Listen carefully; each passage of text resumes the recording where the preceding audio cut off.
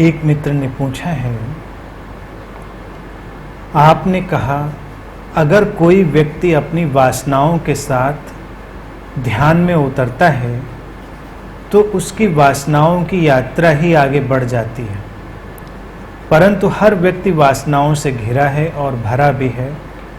फिर वो ध्यान में कैसे उतरे, आप कृपया इसे विस्तार से समझाएं। बात को और गहराई से समझने की जरूरत है। मैंने यही कहा कि अगर तुम्हारे भीतर वासनाएं एक निश्चित प्रकार से यात्रा कर रही हैं और उनके ऊपर काम किए बिना तुम ध्यान में प्रवेश करने लगते हो, तो ध्यान के माध्यम से जो तुम्हारे अंदर ऊर्जा सक्रिय हो रही है वो भी तुम्हारी वासनाओं को ही मिल जाती है। वो वासनाएं और सशक्त हो जाती हैं। इसीलिए तुमने ध्यान चाहे न दिया हो, लेकिन ये एक बहुत हैरान करने वाली बात है, आध्यात्मिक जगत में विक्षिप्त होने वाले लोगों की मात्रा बहुत अधिक है। हालांकि आध्यात्मिक परिदृश्य उनको अपने अंदर खपा लेता है, वो उसमें खप जाते हैं। और अतीत में ऐसे बहुत से विक्षिप्त लोग तुम्हारे लिए पूजनीय भी बने रहे, वो धार्मिक भी बने रहे, क्योंकि अध्यात्म के नाम पर तुम सारी मूर्खता को स्वीकार कर लेते हो, और जो जितना अटपटा हो तुमको वो ज़्यादा ही आकर्षक जान पड़ता है। अगर कुछ अटपटा ना हो किसी के व्यक्तित्व में तो तुम्हें लगेगा कि अरे इसमें तो कुछ है ही नहीं। बात को समझें। इसीलिए ध्यान की जितनी ज़रूरत है उतनी ही ज़रूरत बात को समझने की भी है। भारत में इसीलिए हमने सद्गुरुओं के सानिध्य को बहुत महत्वपूर्ण माना। जब गुरुओं की इतनी महत्ता वर्णित की गई तो इससे तुमने क्या समझा? कबीर हों, नानक हों, कोई भी सद्गुरु हों, तुम उनके माध्यम से गुरु की महिमा की बात हमेशा सुनोगे। वो इसलिए गुरु की महिमा की बात नहीं कर रहे हैं कि गुरु तुम्हारे लिए कुछ करेगा, वो तुम्हें तुम्हारी सारी जड़ताओं के साथ मुक्त कर देगा, ऐसा कोई नहीं कह रहा है। अपनी जड़ताओं पर तो तुम्हें ही काम करना है। गुरु तो तुम्हारे लिए इशारे कर रहा होगा, वो इशारों से ज़्यादा है भी नहीं, लेकिन जो महिमा है वो है उसके साथ रहते हुए बातों को समझने की। जब तुम समझते हो तो तुम्हारे अंदर नई धाराएं निर्मित होती हैं। अब तक तुम जिस प्रकार की वासनाओं से भरे रहे हो, उन्होंने तुम्हें एक विशेष किस्म के विचार दिए हैं, तुम्हें एक विशेष किस्म के भाव दिए हैं। उन विचारों और भावों के माध्यम से तुम्हारे अंदर कुछ लकीरें निर्मित हो गई हैं, तुम्हारे अंदर कुछ ट्रैक बन गए हैं। जब तुम किसी सद्गुरु के सानिध्य में, किसी जागृत व्यक्ति के सानिध्य में होते हो तो तुम्हारे लिए नए ट्रैक बनते हैं। पुराने ट्रैक, पुरानी धाराएं पोंछ दी जाती हैं। जैसे कभी तुम्हें कोई बात समझ में आ जाए तब तुम अचानक दूसरे व्यक्ति हो जाते हो, तुम वही नहीं रहते।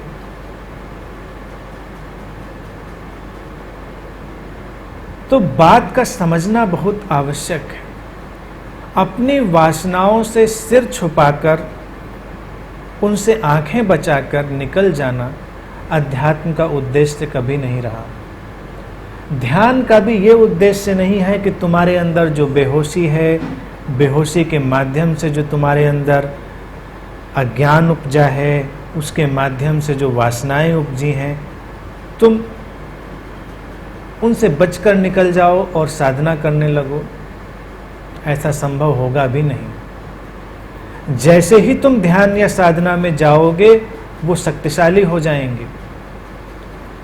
जैसे इस कमरे में अभी तुम एक गिलास पानी फेंको और वो सूख जाए, तो उस सूखे हुए पानी की भी कुछ लकीरें यहाँ बन जाएंगी जो शायद तुम्हें दिखाई ना भी दें, और दोबारा अगर उसके ऊपर फिर से पानी गिरे तो ज़्यादातर संभावना यही है कि जो लकीरें पहले से बन गई थी, पानी उन्हीं लकीरों पर बह जाए।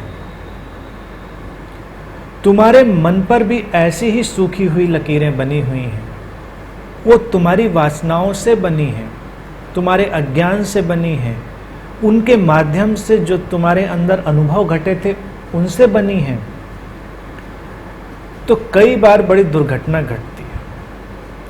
कोई व्यक्ति ध्यान में जाता है, अचानक उसके जीवन का जो केंद्रीय वासना का तत्व होता है वो बड़ा प्रभावी हो जाता है। अगर काम वासना प्रभावी रही है तो अचानक काम वासना प्रबल हो उठती है। अगर क्रोध प्रभावी रहा है, उसके ट्रैक बने हैं, तो अचानक क्रोध प्रबल हो उठता है।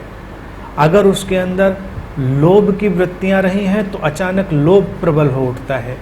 ईर्ष्या रही है तो ईर्ष्या प्रबल हो उठती है। इसीलिए तुम पुराने साधु संतों को देखो, उसमें तुम्हें कोई बड़ा क्रोधी मिल जाएगा, कोई बड़ा ईर्ष्यालु मिल जाएगा, कोई बहुत कामी मिल जाएगा, तुम्हें हर किस्म के लोग मिल जाएंगे।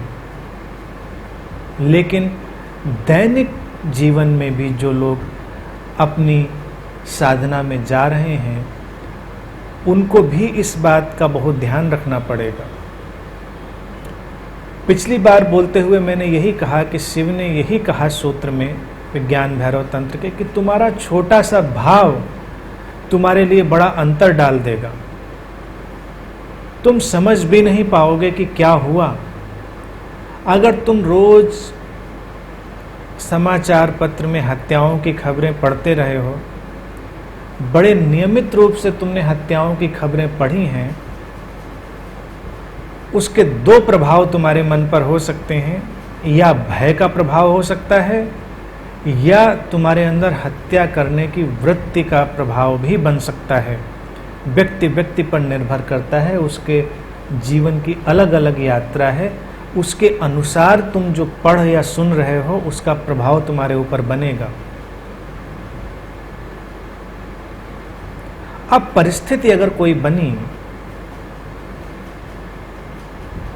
तो तुम्हारे लिए दो ही संभावनाएं खुलेंगी, या तो तुम ज्यादा भयभीत हो जाओगे, या हो सकता है तुम कुछ कर बैठो।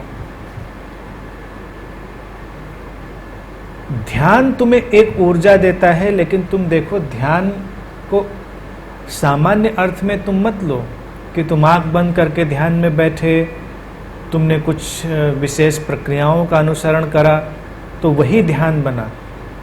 जहाँ कहीं भी तुम्हारी ऊर्जाएं, तुम्हारी शक्तियाँ फोकस्ड हो गई, केंद्रित हो गई, तुम ध्यान में चले गए। कभी कभी किसी आकस्मिक परिस्थिति में जहाँ पर भय है, जहाँ पर खतरा है, तो तुम अचानक जागरूक हो जाते हो अपने प्रति, जितने तुम पहले नहीं थे। और तब उस क्षण तुम्हारे अंदर जो ट्रैक पहले बन चुका था तुम वही करोगे, तुम और कुछ कर नहीं पाओगे। सत्संग का इतना ही अर्थ है कि तुम लगातार अपने अंदर किसी विचार को सींच रहे हो, लगातार। और वो विचार सतही नहीं है कि अगर तुम उसको केवल दोहरा रहे हो तो हो सकता है वो तुम्हारे अंदर जमीन ना पकड़ पाए। वो विचार जमीन पकड़ेगा जिसको तुम मुझे सुनते हुए भी अपने अंदर देख रहे हो। तुम सुन रहे हो कुछ, तुम्हारे अंदर चल रहा है कुछ। तो तुम जो कुछ भी अंदर महसूस कर रहे हो उसकी जड़ें तुम्हारे अंदर निर्मित होंगी। बहुत सारे लोग बड़ी अच्छी अच्छी बातें सुनते रहते हैं, और कई बार मुझे संदेह होता है कि जो जितनी अच्छी बातें सुनने की चेष्टा करते हैं वो उतने ही भयभीत लोग होते हैं कि कहीं जो अंदर बुरा बुरा चल रहा है वो सिर न उठा ले। तो उनका प्रयास रहता है कि उसको दबाते रहें, दबाते रहें। अक्सर किसी व्यक्ति से कोई भूल हो जाए, कोई अपराध हो जाए, वो अचानक बड़ा धार्मिक हो उठता है, ज़्यादा वक्त पूजा पाठ में बिताने लगेगा, मंदिर जाने लगेगा, सत्संग करने लगेगा। ऐसा नहीं है कि इसके अंदर बड़ा परिवर्तन हो गया है, ये बस अपने अपराध भाव को दबाने की चेष्टा कर रहा है। अंदर से जो इसके व्यग्रता, उत्तेजना उठ रही है, ये अपने कृत्यों के माध्यम से उसे दबा रहा है।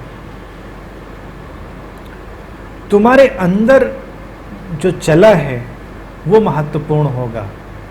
आध्यात्मिक ढंग ये है कि उसका सामना करो, उससे भागो नहीं, उसके आमने सामने खड़े हो जाओ, क्योंकि कुछ भी गलत नहीं है। तुम तब किसी भाव को नहीं समझ सकते हो जब तुम उसे पहले ही गलत कह देते। तुम्हारे आध्यात्मिक लोग तुम्हें काम वासना से मुक्त नहीं कर सके, क्रोध से मुक्त नहीं कर सके, किसी भय लोभ किसी भी से मुक्त नहीं कर सके। क्यों?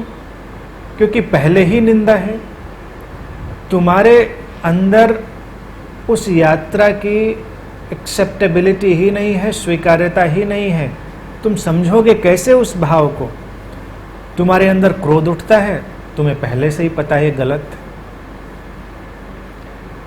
अब तुम उसे समझ नहीं पाओगे, क्योंकि तुम युद्ध करोगे, तुम लड़ाई लड़ोगे उससे।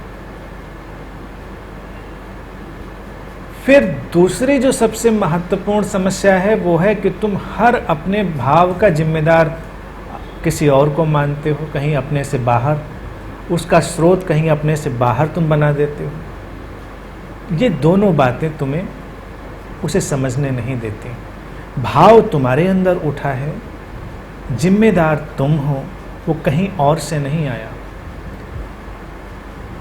बहुत से अपराधी भी जो हत्याएं कर डालते हैं, बड़े बड़े अपराध कर डालते हैं, उनसे भी अगर तुम बात करो तो वो कभी ये स्वीकार नहीं कर पाएंगे कि ये उन्होंने ही किया है। उनको ही अच्छा लगा, सुख मिला इससे उनको, वो कहेंगे कि ये जरूरी था, दूसरे ने इसके लिए मुझे बाध्य किया, परिस्थितियों ने बाध्य किया, इसलिए जरूरी था। दूसरा व्यक्ति ही इस अपराध के लिए जिम्मेदार था, क्योंकि उसने मुझे इसके लिए बाध्य कर दिया। तो तुम कहते हो मैंने प्रतिरक्षा में बस केवल उसको मार दिया। तुमने प्रतिरक्षा में नहीं मारा है, तुम मारना ही चाहते थे। तुम मारना चाहते थे, इसलिए ही तुमने उसे मार दिया।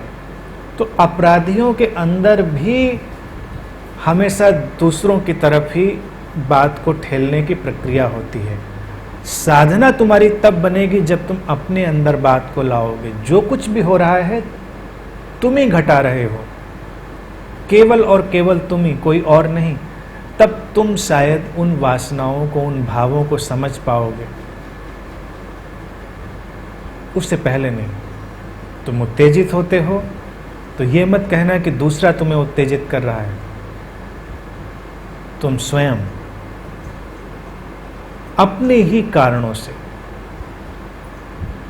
और फिर जब एक भाव तुम्हारे अंदर सिर पकड़ लेता है, जगह बना लेता है, तो तुम ध्यान करो, साधना करो, मंत्र जपो, सत्संग करो, वो हर जगह वही छाया रहता है। एक बार एक मनोवैज्ञानिक का मैंने किस्सा पढ़ा है। उसके पास एक व्यक्ति चिकित्सा के लिए आया, तो उसने सोचा कि इसके साथ हम वार्तालाप करते हैं और परीक्षण करते हैं कि इसके अंदर प्रभावी मनोभाव क्या है। उसकी मेज़ पर एक गुलाब का फूल रखा हुआ था, उसने उठाया और उसके कहा, देखो इसको और बताओ पहला विचार तुम्हारे अंदर क्या आया। उस व्यक्ति ने कहा, मेरे अंदर काम वासना का विचार आया। उसने फूल रख दिया, हाथ पे बंधी हुई अपनी घड़ी खोली, उसको दिखाई, रखी, पूछा क्या विचार आया, घड़ी को देख के तुम्हें क्या लगा? उसने कहा काम वासना का विचार। फिर उसने अपनी जेब से रुमाल निकाला, मनोवैज्ञानिक ने उसको लहराया मेज पर रखा, पूछा रुमाल को देखकर क्या ख्याल आया तुम्हारे अंदर? उसने कहा काम वासना का। अब मनोवैज्ञानिक भी उलझन में पड़ गया। उसने कहा घड़ी, फूल, रुमाल, इनका क्या रिश्ता हो सकता है काम वासना से? फूल तक तो थोड़ी बात समझ में आई, घड़ी से थोड़ा वो कंफ्यूज और हुआ, रुमाल से तो और भी कंफ्यूज हो गया। तो उसने पूछा कि भाई क्या था इनमें जो तुम्हें उसने याद दिलाई काम वासना की? उसने कहा आप मुझे कुछ भी दिखाएं, मुझे ख्याल वही आता है, मुझे और कोई ख्याल आता ही नहीं। तो जब कोई वासना हावी हो जाती है व्यक्ति के अंदर, तो वो क्या करता है इससे कोई फर्क नहीं पड़ता, इससे कोई अंतर नहीं पड़ता। वो जितना कुछ करेगा वो चीज और उतनी सशक्त होती जाएगी। मंदिर जाएगा तो सशक्त हो जाएगी, नहीं जाएगा तो सशक्त हो जाएगी। पूजा करेगा तो, ध्यान करेगा तो, क्रियाओं का सवाल नहीं है, ये किसी विशेष प्रक्रिया का सवाल नहीं है, ये तो उसके अपने अंदर घट रही वास्तविकता है। लेकिन इससे मुक्ति पाई जा सकती है जब वो उसका आमना सामना करे, बिना किसी निंदा के। देखे जो उठ रहा है क्यों उठ रहा है, कहाँ से उठ रहा है। देखते देखते बादल छट जाएंगे, देखते देखते आसमान निर्मल होगा। आसमान को निर्मल जानने का और कोई उपाय ही नहीं है, उसे देखते चले जाना। अगर तुमने कोई निर्णय पहले से बना लिया तो तुम कभी भी उस निर्मलता को अनुभव नहीं कर पाओगे। और अपने अंदर घट रही वासनाओं का जिम्मेदार किसी दूसरे को मानना, ये निहायत जड़तापूर्ण और मूढ़तापूर्ण है। तुम्हारे पुराने ऋषि मुनि भी इन्हीं जड़ताओं से भरे थे, इसीलिए अपनी किताबों में भी उन्होंने यही सब लिखा कि तुमको भटकाता कोई और है, तुमको स्वर्ण भटका देता है, तुमको स्त्री भटका देती है, पुरुष भी जोड़ देना चाहिए वो भटका देता है, तुमको संपत्ति भटका देती है, भौतिकता भटका देती है। कोई क्यों कर भटकाएगा तुमको? भौतिकता है, अपनी जगह पर है, सौंदर्य है, अपनी जगह पर है, समृद्धि है, अपनी जगह पर है। तुम भटकना चाहोगे तो तुम कहीं से भी भटक सकते हो, तुम न भटकना चाहो, तुम्हारे अंदर वो भटकाव ना हो तो तुम्हें कुछ भी भटका नहीं सकता। अब तुम्हारे ऋषि मुनि ये भी कहते रहे कि शास्त्रों के अनुसार समझो चीज़ों को, तो तुम्हारे शास्त्रों में ही न जाने कितनी नादानियाँ भरी पड़ी हैं, उनसे तुम क्या समझोगे? उनमें समझने का कोई उपाय नहीं है। अब ऐसा भी नहीं है कि शास्त्र तुम्हारे बिल्कुल कचरा हैं, वो बस ऐसे हैं कि जैसे एक बोरी रेत में 1 किलो शक्कर मिला दी गई हो। अब बड़ा मुश्किल है कि उस रेत से शक्कर बीन पाओ तुम। तो मुझे तो बेहतर विकल्प यही लगता है कि उस बोरी को वहीं छोड़ दो, आगे बढ़ो, अपना रास्ता खुद बनाओ। क्योंकि बीच बीच में तुम्हें कुछ मिठास आएगी, लेकिन वो टेम्परेरी होगी, थोड़ी ही देर में किसकिसाहट भी तुम्हारे अंदर उतर आएगी। साधना भी लोगों की ऐसी ही हो गई है कि थोड़ी मिठास, थोड़ी किसकिसाहट साथ साथ चलती, ज़्यादा देर कोई चीज़ टिकती नहीं, क्योंकि मूलभूत प्रक्रिया गलत हो गई है। मूलभूत प्रक्रिया है अपनी वासनाओं का सम्मान करना। अब तुम्हें ये बात थोड़ी अड़चन में डालती है कि अगर तुम्हें उससे मुक्त होना है तो सम्मान कैसे करो? लेकिन बिना सम्मान किए तुम अपनी वासनाओं से मुक्त हो भी नहीं सकते, क्योंकि सम्मान रूपांतरित करता है। तुम्हें शायद इस बात का ख्याल ना हो, अगर वासना में एक वासनाओं की रेंज बहुत बड़ी है, वो शब्द व्यापक है। अगर हम काम वासनाएं की ही बात करें तो जिन लोगों के बीच झगड़े बहुत होते हैं, उनके साथ काम वासना भी बहुत ज़्यादा होती। झगड़ा और उसका समापन काम वासना से, ये एक नियम है। तो दोनों हैंड इन हैंड चलते हैं। और अगर दो व्यक्ति एक दूसरे के प्रति बहुत सम्मान से भर जाएं, उनके बीच काम वासना की संभावना लुप्त होने लगेगी। बड़ी अजीब बात है। तुम्हारी मांग है कि सम्मान हो, और तुम्हारी मांग है कि काम वासना बची रहे। ये विरोधाभासी मांग है। इसीलिए पति पत्नी के बीच चाहे जितनी बात कही जाए सम्मान की, लाख कहते हुए भी वो होती नहीं है। थोड़ी बहुत बात दाएं बाएं हिलती रहती है। इसीलिए जब बात तलाक पर आती है तो अक्सर तुम देखो फैमिली कोर्ट में अक्सर दूसरे दिन जूते चप्पल चलते रहते हैं। ये वही पति पत्नी होते हैं जो अभी चंद दिन पहले साथ रह रहे थे और अब वहीं पर वो एक दूसरे की पिटाई कर रहे हैं, एक दूसरे के लिए जितनी अभद्र भाषा बोल सकते हैं बोल रहे हैं।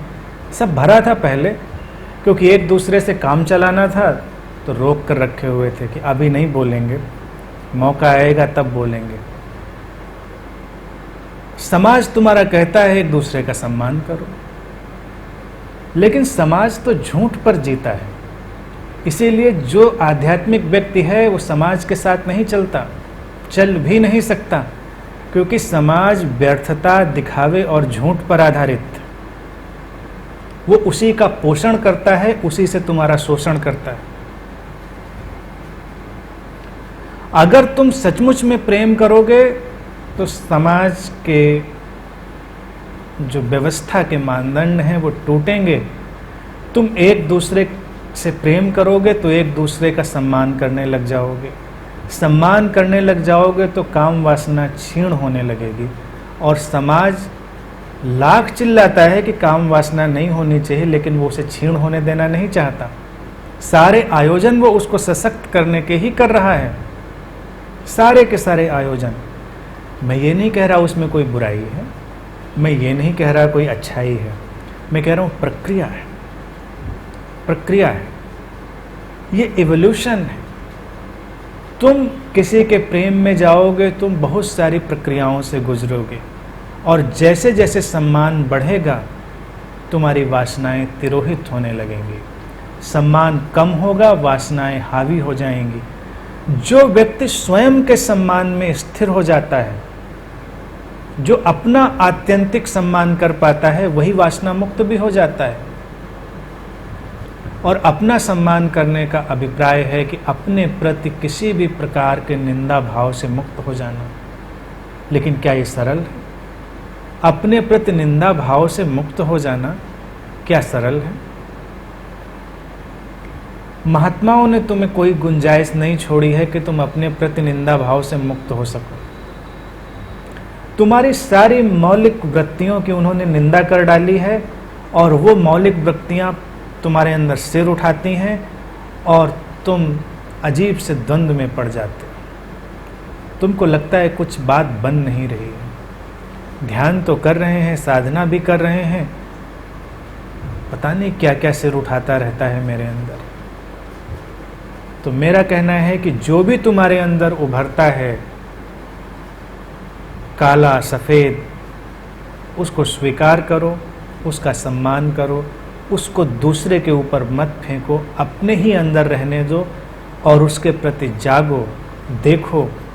धीरे धीरे वो व्यवस्थित होगा, उसके अंदर अपनी एक हार्मनी आएगी, अपनी एक इंटीग्रिटी पैदा होगी और रूपांतरण घटना प्रारंभ होगा।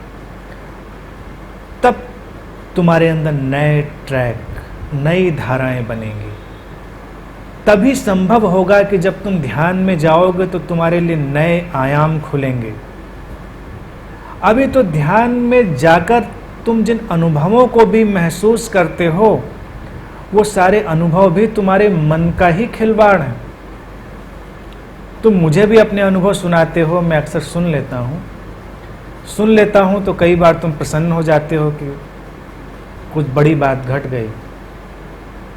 तुम्हारे मन के माध्यम से घटा अनुभव क्षुद्र ही है। वो तुम्हारे उन्हीं अनुभवों से उपजा है जिन्हें मन के द्वारा निर्मित किया गया था। वो तुम्हें मन के पार कभी ले नहीं जाएगा। चाहे तुम रंग देखो, रोशनी देखो, तुम देवी देवता देखो, तुम अपने अंदर ऊर्जाओं की हलचल देखो, तुम कुछ भी देखो, ये सब व्यर्थ है, क्योंकि ये तुम्हारे ही मन के द्वारा निर्मित हुआ है। अभी तो तुम अपने अंदर जागोगे, अपनी वासनाओं और अपने मन के ऊपर काम करोगे, तब तुम्हारे लिए नए ट्रैक बनेंगे और उन नए ट्रैक्स के माध्यम से नए आयाम खुलेंगे। तब तुम जानोगे कुछ नया। वो नया तुम्हें बिल्कुल नया कर देगा। जैसे बरसात के बाद पौधे बिल्कुल धुले पुछे से हो जाते हैं, तो जब भी कोई नया अनुभव घटेगा तुम भी ऐसे धुले पुछे हुए हो जाओगे। लेकिन तुम अगर पहले जैसे ही धूल धूसरित बने हुए हो तो जान लेना कि कुछ नया घटा नहीं है। नया घटे और दिखाई न दे, पहचान में ना आए, ऐसा संभव नहीं। तुम्हारे अंदर परिवर्तन हो जाए, रूपांतरण हो जाए, वो पता ना चले, संभव ही नहीं। चूंकि वो नहीं घटता, इसीलिए तुम उसके लिए प्रमाण ढूंढते हो, उसके लिए तुम लोगों का समर्थन ढूंढते हो। कोई गुरु तुमसे कह देता है कि नहीं, बहुत अच्छा, बड़ा गहरा अनुभव घट गया, तुमको बड़ा अच्छा लगता है। कोई कह देता नहीं, क्या घटा, बिल्कुल बेकार, तो परेशान हो जाते, क्योंकि तुम्हारे पास कोई क्राइटेरिया नहीं है, तुम्हारे पास कोई अपना निर्णय नहीं है। और जब तक तुम्हारे पास अपना निर्णय ना हो, तुम अंधेरे में ही तो भटक रहे हो। तुम्हारे अनुभव किसी कीमत के नहीं हैं। तुम्हारी अपनी आंखें अभी नहीं बनी। तुम आंख खोलो और तुम्हें दिखाई दे सफ़ेद सफ़ेद है, तुम्हें दिखाई दे नीला नीला है, तुम किसी से पूछने जाओगे भी नहीं। लेकिन अगर तुम किसी से पूछने जाओगे, कोई समर्थन कर देगा, तुम मुश्किल में पड़ जाओगे। अब तुम्हें समर्थकों की भीड़ चाहिए होगी। इसीलिए लोगों को अक्सर भीड़ चाहिए होती, क्योंकि जितना ज़्यादा लोग किसी बात को समर्थन करें, उतनी ही ज़्यादा वो सच मालूम पड़ती। बर्नार्ड शॉ के बारे में मैंने कहीं पढ़ा है कि वो कलर ब्लाइंड था हरे रंग के प्रति। ये उसको पता चला अपने उम्र के आखिरी पड़ाव पर। उसके कपड़े हमेशा कोई दूसरा खरीद कर लाता था। उसे कभी पता नहीं चला। एक बार मौका पड़ा कि बर्नार्ड शॉ को अपना कपड़ा खरीदने खुद जाना पड़ा, अपना सूट। तो वो नीला सूट खरीदने गए, उससे मैच करती हुई नीली टाई, और पहन कर आ गए तोता रंग का सूट और तोता रंग की टाई। तो जब गाड़ी में बैठे, उनका ड्राइवर हंसा। उसने कहा, सर ये क्या आपने ले लिया? मैंने कहा, कितना अच्छा तो लग रहा है नीला सूट। उसने कहा, ये सर नीला है। बर्नार्ड शॉ को एकदम यकीन नहीं हुआ। उनको लगा कि शायद मजाक कर रहा है। उन्होंने कुछ और लोगों से पूछा, कैसा लग रहा है? सब हंस दें। तब उनको पहली बार पता चला कि उनको नीले और हरे के बीच में अंतर नहीं पता। वो उस मामले में कलर ब्लाइंड थे। कई बार तुम भी न जाने कितनी चीज़ों में ब्लाइंड होते हो और तुमको जीवन पर्यंत पता ही नहीं चलता कि क्या क्या है। तुम बस जीते चले जाते। तो इसलिए ये बात कि तुम्हारे अंदर भरी तो वासनाएं ही हैं, फिर तुम ध्यान में कैसे जा पाओगे? कोई अड़चन नहीं है। तुम चारों तरफ काम करो, ध्यान भी करो, ध्यान को समझो भी लगातार। वासनाओं से लड़ो मत, उन्हें भी समझो, स्वीकार करो, उनके प्रति जागो। कोई निर्णय अंतिम मत बनाओ। जब तुम कोई निर्णय अंतिम नहीं बनाओगे, परत दर परत संभावनाएं खुलेंगी। जिस दिन तुम कोई निर्णय लोगे तुम बंद हो जाओगे, संभावनाओं के द्वार बंद हो जाएंगे। ध्यान के बारे में भी कोई निर्णय मत बनाओ, क्योंकि दिन प्रतिदिन तुम ध्यान को समझोगे कि क्या ध्यान था और क्या ध्यान नहीं था। भारत में इसीलिए एक और बड़ी रोचक प्रक्रिया ज्ञानी लोगों ने डाली थी। किसी भी देश में, विश्व में ऐसी प्रक्रिया नहीं डाली गई, अनूठी प्रक्रिया, यहाँ पाठ की प्रक्रिया। तुम सद्गुरुओं के संबुद्ध सद्गुरुओं के वचनों का पाठ करते हो। कोई गीता का पाठ करता है, कोई जपू जी का पाठ करता है, कोई जिस किसी बात में श्रद्धा करता है अपने सद्गुरु के वचनों में, तो रोज उनको पढ़ लेता है। थोड़ी दूर खड़े होकर देखने में ये बात नादानी से भरी जान पड़ती है कि रोज रोज क्या उसको पढ़ना, रोज रोज क्या पढ़ के तुमको मिलना। कुछ दिनों में तुमको तो याद भी हो जाता है। तो जो लोग उदाहरण के तौर से गीता का ही पाठ रोज कर रहे हैं और स्मृति उनकी ठीक है, तो साल 2 साल में उनको गीता तो कंठस्थ हो ही जाती। फिर वो बस पन्ने पलटते हैं और उनके अंदर सीडी ऑन हो जाती है, डिजिटल जो उनकी मेमोरी है वो ऑन हो जाती है, सब याद है। अब पढ़ने की ज़रूरत भी नहीं है। जितना वो याद कर लेते हैं उतना ही वो चूक जाते हैं। लेकिन पाठ एक बड़ी वैज्ञानिक पद्धति थी, ध्यान की ही पद्धति थी। ज्ञानियों ने तुमसे ये कहा, तुम किसी भी भाव से भरे हो, क्योंकि रोज़ तुम्हारे भाव बदल रहे हैं, एक जैसे नहीं हैं। लेकिन जो किसी उच्च चेतना के माध्यम से आए हुए वचन हैं, उनकी फ्रिक्वेंसी, उनकी ऊर्जा, उनकी तरंग एक जैसी है। वो एक जगह सस्टेन्ड है, स्टिल है, अपनी ही तरह से वाइब्रेट कर रही है। तुम अलग अलग मनोदशाओं में, भावदशाओं में उनके संपर्क में आते हो। तो ये कोई मैकेनिकल प्रक्रिया नहीं थी कि इससे तुम्हें कुछ मिलने वाला था कि तुमको 10 पन्ने पलट डालने हैं, इसके बाद तुम्हारे अकाउंट में कुछ धार्मिक गतिविधि दर्ज हो जाएगी। तुम लोग तो पॉइंट अर्जित करते हो, जैसे मॉल में शॉपिंग करते समय पॉइंट मिल जाएं तो अगली बार शॉपिंग में तुमको डिस्काउंट मिल जाएगा। तो ध्यानी और पूजा पाठी लोग भी पॉइंट बनाते हैं कि जितने पॉइंट बन जाएंगे तो अगली बार कुछ मुश्किल पड़ेगी तो कार्ड स्वैप कर लेंगे। आध्यात्म के जगत में कोई कार्ड नहीं है, वहाँ कोई स्वैपिंग नहीं है, वहाँ कोई पॉइंट नहीं बनता, तुरंत का तुरंत हिसाब किताब। जब तुम पाठ में जाते थे तो यही घटता था। कभी तुम क्रोध से भरे थे, फिर भी तुम पाठ में गए, उन वचनों को देखा। कभी तुम शांति से भरे थे, तब तुमने उन वचनों को देखा। कभी तुम काम वासना से भरे थे, तब उन वचनों को देखा। कभी तुम गहरी मुक्ति की भावना से भरे थे, तब उन वचनों को देखा। मन के अनेक अनेक मौसमों में और ना जाने कब किस भावदशा में वो ट्यूनिंग बन जाए, वो रेजोनेंस घट जाए और अचानक तुम्हारे अंदर वो बात समझ में आ जाए जो कही जा रही थी। अच्छा, ये मतलब है इसका।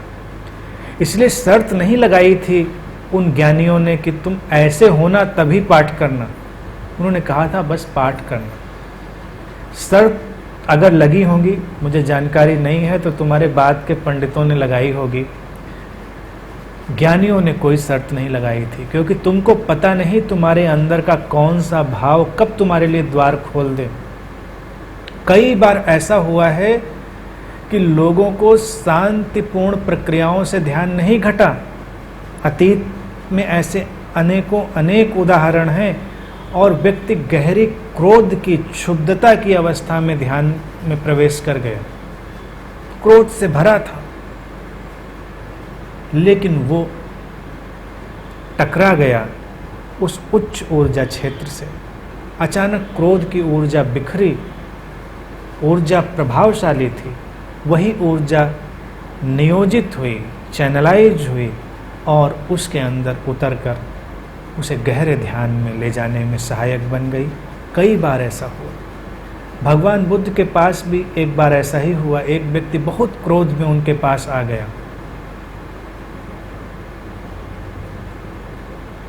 उन्होंने कहा कि बैठो। वो इतना क्रोधी था कि बैठना भी उसके लिए संभव नहीं था। लेकिन वो आ गया था बुद्ध के पास। अब दो कंट्रास्ट घट गए, एक शांति का इतना बड़ा स्रोत और एक तरफ क्रोध की इतनी कालिमा। जैसे जैसे वो व्यक्ति उनके आसपास डोलता रहा, वैसे वैसे उस काली बैकग्राउंड में वो शांति की जो आलोकमयी उपस्थिति थी उसे अनुभव में आने लगी। वो शांत होने लगा। थोड़ी ही देर में वो शांत होकर बैठ गया। आंखें बंद हो गईं, गहरे ध्यान में डूब गया। घंटों हो गए। जो भिक्षु थे, साधक थे, वो अपने अपने काम पर जाने लगे, लेकिन उसने आंखें नहीं खोली। तब बुद्ध ने उससे कहा कि अब तुम आंखें खोल सकते हो। और जब उसने आंखें खोली, वो एक नया व्यक्ति हो चुका था। उसकी आंखों में एक धुला हुआ आसमान उतर आया था। बुद्ध ने कहा, ये ध्यान की गहनतम अवस्था को उपलब्ध हो गया है। उनके शिष्यों ने पूछा, ऐसा कैसे हुआ? ये व्यक्ति तो बहुत क्रोध से भरा था, जैसे ज्वालामुखी धधक रहा हो। हम लोग तो इतने शांतिपूर्वक ध्यान का प्रयास करते हैं, तब भी कई बार गहनतम अवस्था नहीं घटती। इसके साथ ऐसा कैसे हुआ? बुद्ध ने कहा कि क्रोध था, लेकिन इसने चुनाव किया मेरे पास आने का। यही बस अंतर कर गया। क्रोध था, ये चुनाव कर सकता था किसी का सिर तोड़ देने का। क्रोध था, ये चुनाव कर सकता था किसी विध्वंस को चुनने का। क्रोध था और ये आ गया मेरे पास।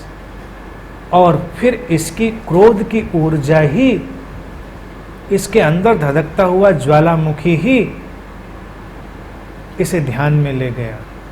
क्योंकि उसकी तीव्रता जितनी थी, उतनी ही तीव्रता से इसके अंदर ध्यान की गहराई घट गई। तो ऐसे ही पाठ थे, ऐसे ही सद्गुरुओं के सानिध्य हैं। तुम बस अपनी वासनाओं के साथ रहते हुए भी उन तक जाओ। अपनी वासनाओं के साथ रहते हुए भी ध्यान में उतरो और वासनाओं को भी समझो, ध्यान को भी समझो। अंतिम निष्कर्ष कभी मत लो। कहीं कोई फुल स्टॉप नहीं है। ये अनंत यात्रा है। तुम चलते रहते हो। कभी ये मत जानना कि ध्यान को तुम जान गए हो। कभी ये मत सोचना कि तुम अपनी वासना को समझ गए हो। समझो, कोशिश करो। किसी दिन ट्यूनिंग होगी और रेजोनेंस घट जाएगा। जिस दिन रेजोनेंस घटेगा, उस दिन रूपांतरण हो जाएगा। तब तक तुम प्रतीक्षा करो और चलो।